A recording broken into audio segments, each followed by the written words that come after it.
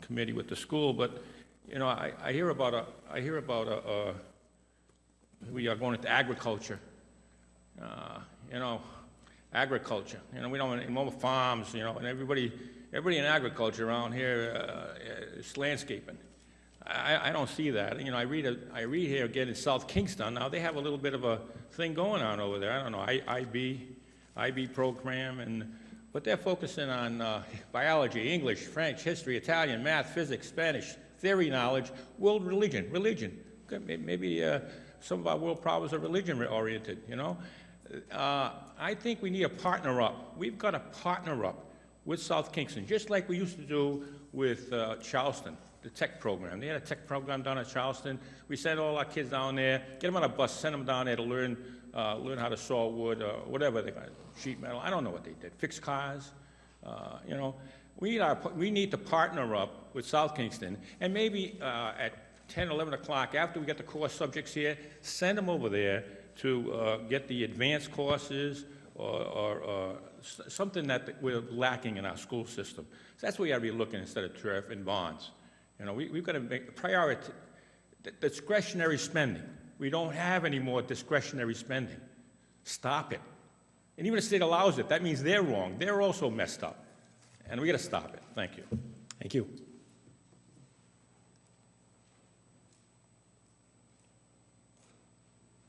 With that, we'll move on to the next item on the agenda, the public hearing. A motion to schedule a public hearing on the application for a new liquor license for a Class BV limited liquor license, Aunt Carrie's Inc., 1240 Ocean Road, Narragansett, Rhode Island, Plat L, Lot 233. The suggested dates are April 21st or May 5th. Anyone have a preference? Either 21st? one. It's fine. May 5th is also the night of the budget hearing.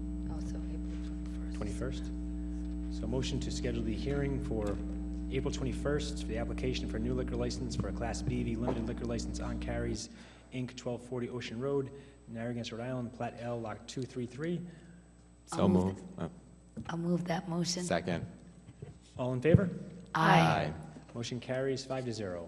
Moving on to the consent agenda. Anyone have an item to remove? Nope. No. Nope. Motion to approve the consent agenda.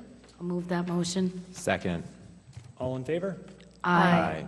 Motion carries 5-0. Number 12, Mr. Mannix, like to make that motion? So move, but I'd like, so move, and then we'll talk. I'll second for discussion. So I'll just read the motion. A motion to receive and review an update on the Middlebridge property management plan. So I think on this, we have the plan, but I think we want to have the land trust look at this, because this is a detailed plan, and then have it maybe come back through that process. So have Steve and the land trust meet and kind of hash this out, and then we'll go from there. Does that sound good? Sounds good. All right. So should we continue it So, or table it, or what's the preference? I guess I would, Mark, amend the motion to say, to refer to the land trust for review and comment. recommendation. Yeah. That's right, Matt. Okay, so that would be my motion. Refer to the land trust for review and comment. I'll second that. All in favor? Aye. Aye. Motion carries 4-0. New business, number 13, a motion to approve the sale of the Highway Division surplus Elgin Pelican street sweeper to the town of West Warwick in the amount of $10,000. I'll move that motion. Second. Discussion? The only question I had was what the value was sort of derived from. Is there an appraisal? Was that a best offer? Was that, is there comparable that we can?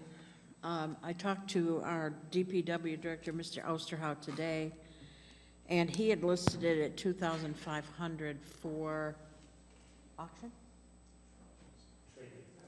That was the trade-in value. So the city of West Warwick came forward and asked us if we would sell it to them. We thought $10,000 was a very fair price. Okay.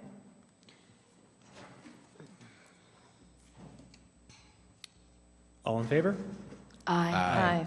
Motion carries 4-0. Number 14, a motion to approve a contract amendment with Weston and Sampson, Inc.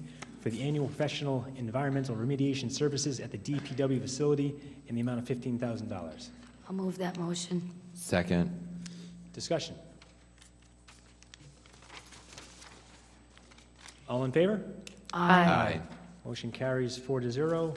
Number 15, a motion to approve the contract extension for building renovation, restoration, and reconstruction services with Abcor Restoration Company, Inc. at the revised bid prices through December 20th, 2014. I'll move that motion. Second. So there's no discussion. All in favor?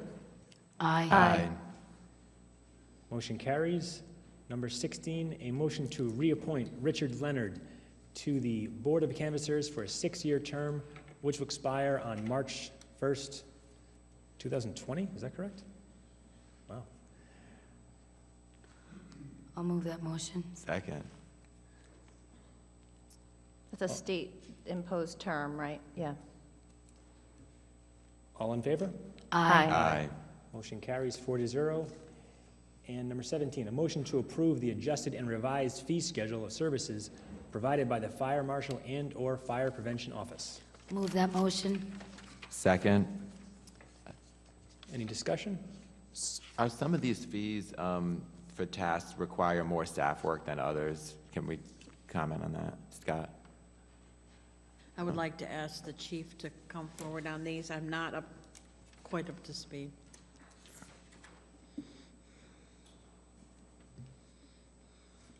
Were there any particular ones you were looking at? Not really. It's just, some people, we raise fees on things, and I'm trying to get a feel for, are some of them maybe, if they require a lot more staff work, then those should increase, but maybe others that don't require that as much from your department maybe shouldn't. I know you probably put a lot of thought into it, but I just, how we have a lot of people will say, it means fees are going up on everything. So I just wanted to get a feel for, even if you kind of did general broad categories, which ones kind of take more time than others? Well, the quick answer is it depends. It depends on the complexity of the plans, really, if you're looking at the plan reviews, how large the renovations are, commercially especially. And then as far as the permits are concerned, we haven't charged a fee on some of the permits, for the tent permits, the fireworks permits, the underground tank inspections and removals and things like that in the past. Those do require footwork. The inspector, usually the fire marshal, has to go to the scene, has to inspect it, then has to come back and process the paperwork and the permits and do a report on it as well. So it does involve some work on the part of the fire marshal or the inspector who's doing it. And we haven't charged a fee on that in the past. The plan reviews, again, it depends upon the complexity, having to look over the plans and the So do we have a high volume, Scott, of like tent permits, fireworks? I just feel like if people are doing these things, like I don't want to charge them a fee if, just see what people are going here. I mean. I was thinking about it actually from a different angle, but if you want to satisfy yourself first about the labor Well, I guess the component. concept would be if there's, tent permits, fireworks, things that people like, they want to do, I don't know if I want to charge them a fee, I guess is my, that's all. As far as the fireworks goes, we have to go and inspect the site. Right. Again, there's foot traffic. The inspector, the fire marshal, usually has to go and inspect those sites, make sure they're compliant, fire extinguishers are in place, there's enough safety precautions involved, and again, processing the paperwork that goes along with it. We don't do a lot of fireworks permits. Other communities do charge similar fees for these permits. The other plans, as far as the plans reviews, those are just coming into compliance with what the state law, fire code law, allows you to charge for those plans. There's a maximum amount that they set, and that's just coming in line with those. As far as the amount of tents that we anticipate, there was about 30 tent permits annually per year, and that would include any kind of tent that goes up. Again, the inspector has to go and look at the tent, make sure the serial number on the tent matches up with the permit. There's a fire extinguisher in place, and if they do have sides on the tents, then there are other fire precautions that must be used as a result of that. So again, it's just time, and it's foot traffic and processing of the permit.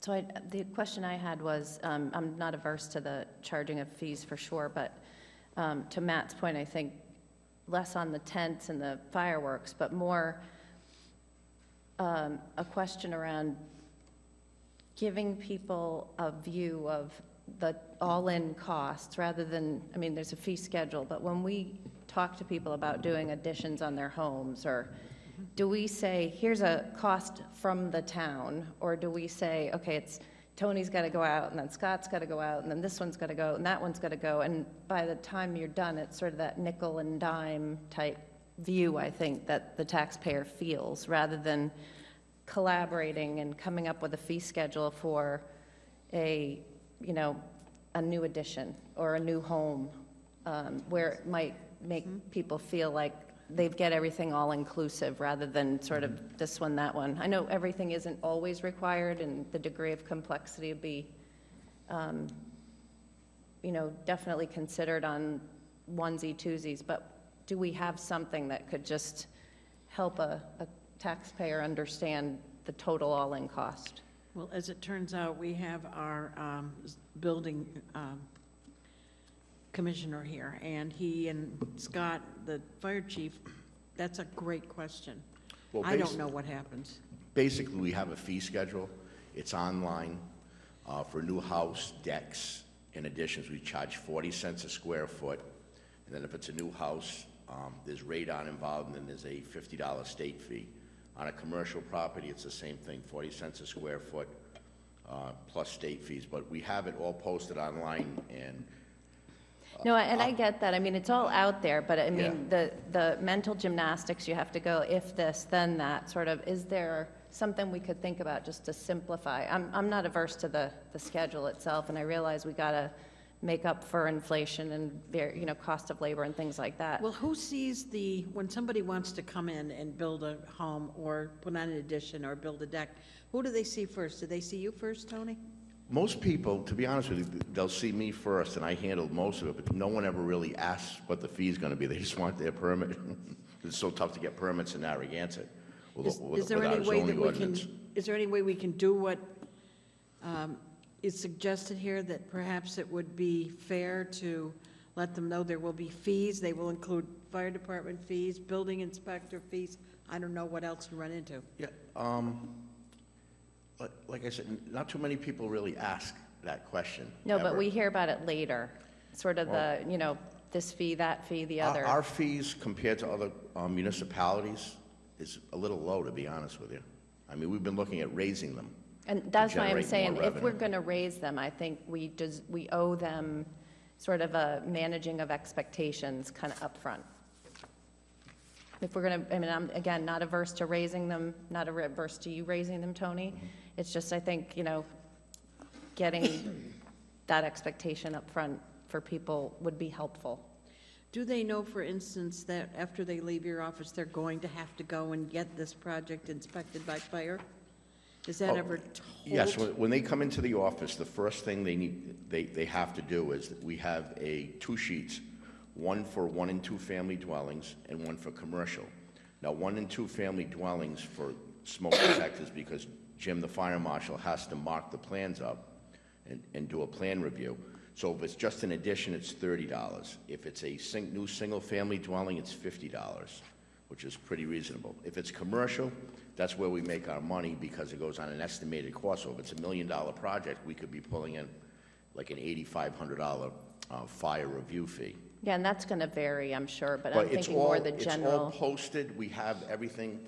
They have to, when they come in, they have to come in with a check right away, and they know what the fee schedule is, because it's right in my office. You just take it and say, you have to fill this out for the fire marshal, and you have to pay this much money. I think those two fees are fairly reasonable, but I think we need to raise them. I think we need to raise the fees to generate some more income. Just looking about, this, Oh, no, I can see your point. You want to be user-friendly. Yep. Because people pay taxes, and I can see that point. help them through the process. You're going to expose it up front, help them through what their Yeah. expectations should be, and make sure they kind of get it.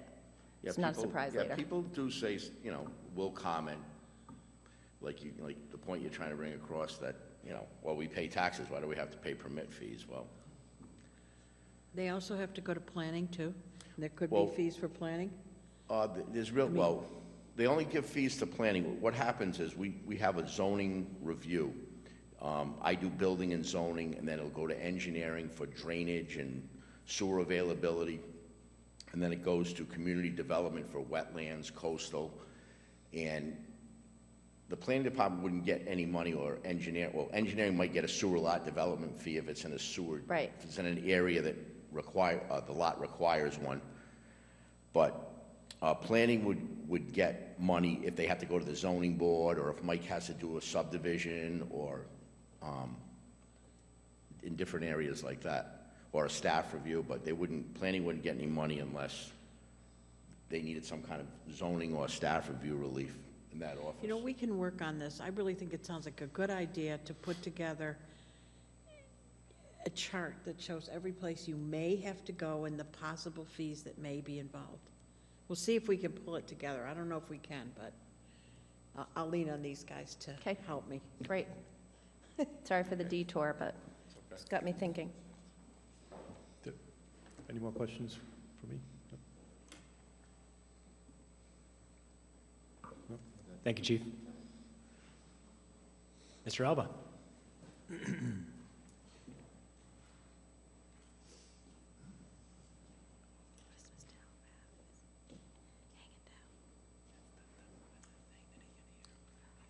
I live at the riverfront development in Narragansett there, and the plow's made a mess of a lot of the walks there, and the grass has been tore up, and I'm wondering if something can be done about that.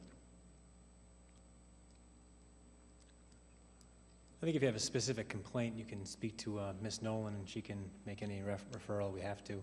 I think it's a little off topic in a way, but Yeah, it's, well, I thought I'd bring it up. makes sense. And also, happy St. Patty's Day and happy St. Joseph Day. Thank you, you too. So, forgot to bring that up. Thank you. Yeah, just to drive through there, you can see where it's all been plowed up. So, take care. Thank you.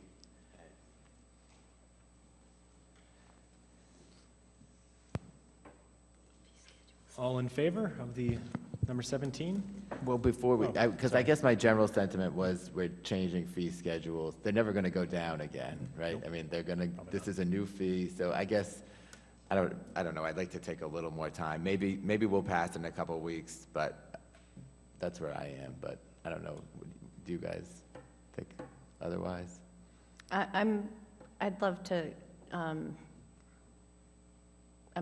Scott's done a sort of a annualization of what to anticipate. I think, given we need to get the budget, I don't know if you guys are at the point of incorporating these into the budget already. So if those numbers are already in, using those assumptions, then we'll have to back that off and, readjust. So just a consideration in terms of timing. So are they in the budget? The finance director just indicated to me, indeed they are.